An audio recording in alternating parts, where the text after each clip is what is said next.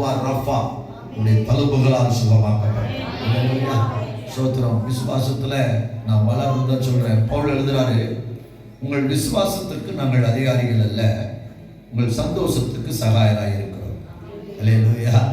விசுவாசத்துக்கு அதிகாரி என்ன தெரியுமா? நீ மாத்திரை எடுத்தா திருவிருந்து தர மாட்டோம்.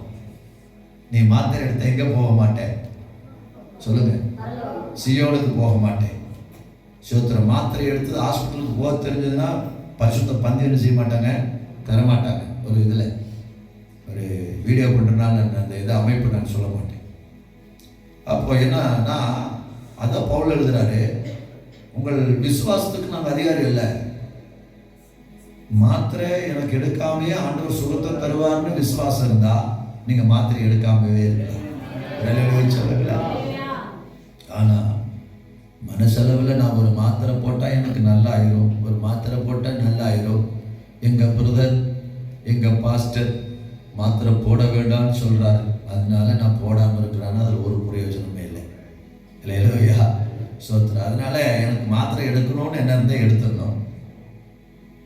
இல்லை நான் எடுக்கல அப்படின்னு சொன்னா நம்ம என்ன செய்யலாங்க? விசுவாசத்தில் நின்றுடலாம். என்னுடைய வாழ்க்கையில நான் விசுவாசத்தில் கற்றுக்கொள்வது அதுதான்.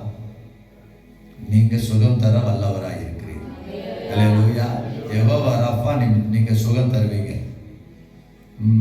நான் இப்போ விசுவாசத்தில் கொஞ்ச நாள் வளர வளர இப்போ நான் எதுக்குமே மாத்திரை எடுக்கிறது இல்லை. எந்த பலவீனத்துக்கும் எந்த வியாதிக்கும் மாத்திரை எடுக்கிறது இல்லை.